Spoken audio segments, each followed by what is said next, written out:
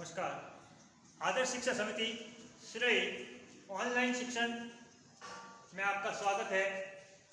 आज हम कक्षा चतुर्थी विषय हिंदी वीडियो क्रमांक 6 को देखेंगे। पूर्व में हमने 5 वीडियो देख चुके हैं। आज हमारा पाठ हिंदी चतुर्थी की पुस्तक में पांचवा पाठ जो है हमारा दशहरा है।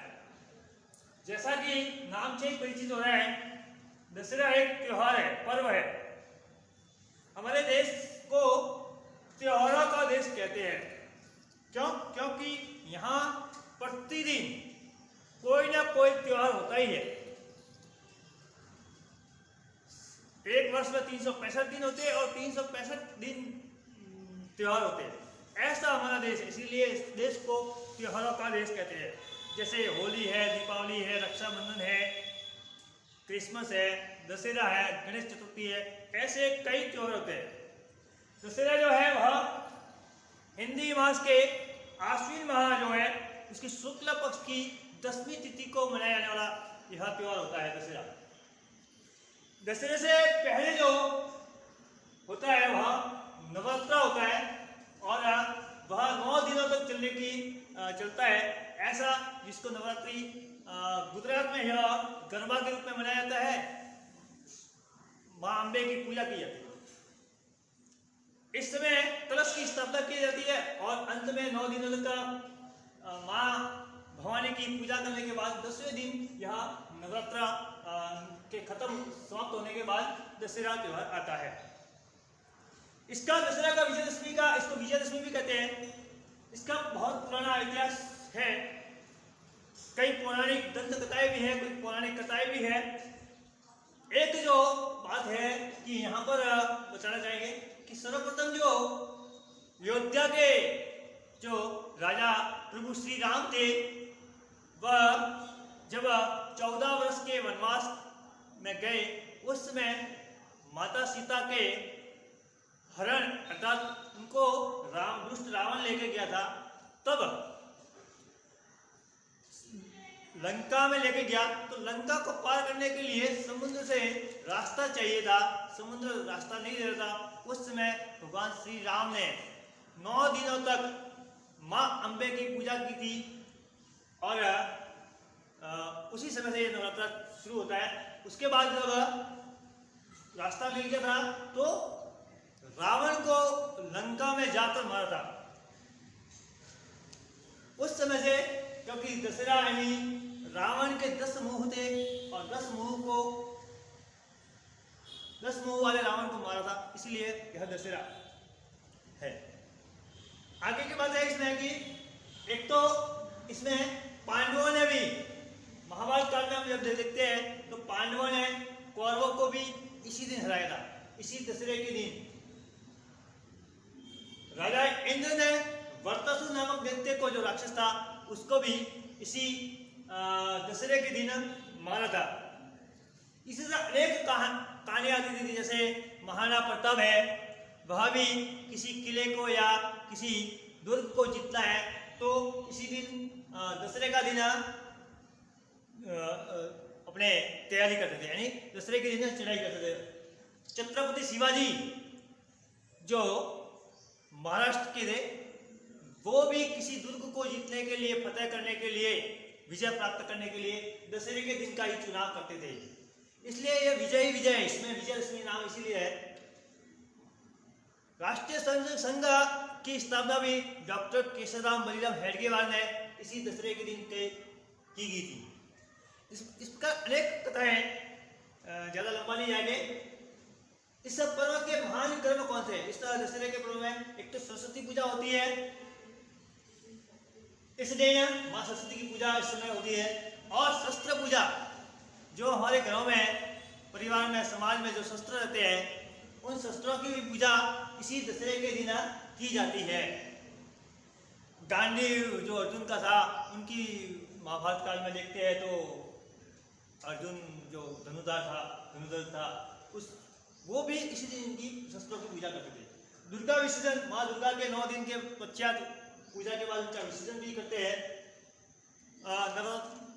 नवरात्र पारायण यानी 9 100 दिन के व्रत रखने वाले भी इसी दिन है, और विजय प्रायण यानी विजय प्राप्त करने के लिए भी यह ऐसे इस पर्व के महान कर्म है।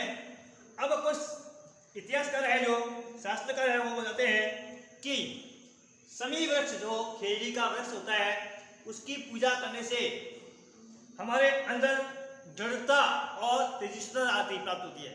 वह भी इस दशहरे के दिन पूजा की जाती है, यानी खेड़ी की पूजा वर्ष में एक दिन होती है और वह भी दशहरे के दिन ही होती है। आगे की बात है कि रामलीला इसका मुख्य दशहरे के पूर्व में रामलीलाएं पूरे देश में चलती है, नगर गांव शहरों में सब जगह रामलीलाएं होती है। ये जो रामलीला है ये बड़े बड़े शहरों में, छोटे छोटे गांवों में भी होती है। इसमें क्या होता है कि कुछ लोग गांव के नगर के अभिनेता होते हैं, वह कोई राम भगवान श्री राम बनते हैं, कोई लक्ष्मण बनते हैं, कोई माता सीता बनती है, कोई हनुमान बनते हैं, कोई सुग्रीव बनते हैं। इस प्रकार का यह होता है और यह पूरे गांव या नगर में घूमते हुए आगे बढ़ते हैं। तो यह होता है। इसके अंदर रामलीला के अंदर क्या क्या बताया जाता है? एक तो राम जन्म, भगवान श्री राम का जन्म किस प्रकार होता है, कैसे वो छोटे बाल्यावस्था में किस प्रकार रहते हैं, वो सारी बातें उस रामलीला के दौरान लोगों को सीधे संवाद के रूप में बताया जाता है, नाटक के रूप में प्रस्तुत किया जाए, एकांकी के रूप में प्रस्तुत किया जाए। सीता स्वयंवर, माता सीता का स्वयंवर कैसे रचा गया था, क्योंकि माता सीता जनक की थी और उसके स्वयंवर को बहुत बड़े रूप में, विशाल रूप में था। तो यह रामलीला के अंदर बताया जाता है कि किस प्रकार का इसका सीता स्वयंवर किया गया था। लक्ष्मण परशुराम संवाद, लक्ष्मण जो है भगवान श्री राम के छोटे भाई थे और परशुराम जी वैसे तो ब्राह्मण थे लेकिन ये भी अवतारी पुरुष थे, और इनके बीच में एक बार संवाद होता है, तो बहुत थोड़ा तीखा संवाद होता है, उसको भी इसमें रामलीला में प्रस्तुत बताया गया है। सीता हरण, माता सीता का हरण दुष्ट रावण ने किया था, वह भी इसमें बताया गया कि कैसे सीता का हरण कर दिया था, वो सारी बातें। हनुमान द्वारा लंका दहन, जो भगवान श्री राम के सेवा में सदैव तत्पर रहने वाले ऐसे श्री हनुमान जी ने लंका में जाकर पवन वेग से वो लंका में चले गए थे, और जब लंका में गए तो लोगों ने उनको वानर समझा था, लेकिन उसी वानर को समझने वाले लोग जब देखा कि वो तो वानर है, लेकिन उसी हनुमान जी ने पूरे लंका को अपने पूंछ से जला लिया। तो ऐसे लंका दहन यानी लंका का विनाश करने वाले वो भी इसमें बताया जाए।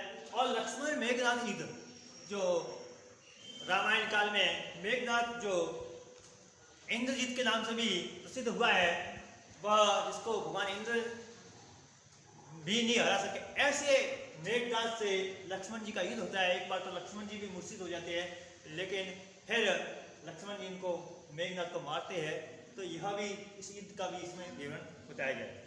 इस प्रकार यह दशहरा त्यौहार मनाता है। अब इसमें होता है क्या कि जो दशहरे में दिन भर क्या होता है कि लोग नए नए कपड़े पहनते हैं, और चाहे वह बच्चे हो, बूढ़े हो, जवान हो, कोई भी हो, और पूरे गांव या नगर में घूमते हैं। और शाम के समय जो गांव के अंदर या नगर के अंदर एक रामलीला दहन का स्थान तय होता है। जैसे राजस्थान में अपने कोटा में प्रसिद्ध रावण दहन का स्थान है, सबसे बड़ा रावण भी बनाया जाता है। तो वहां पर 3 जनों के पुतले जलाए जाते हैं, रावण के भाई कुंभकर्ण और मेघनाथ, इन तीनों के पुतले जलाए जाते हैं। भगवान श्री राम के द्वारा और लक्ष्मण जी के द्वारा यह पुतले जलाए जाते हैं।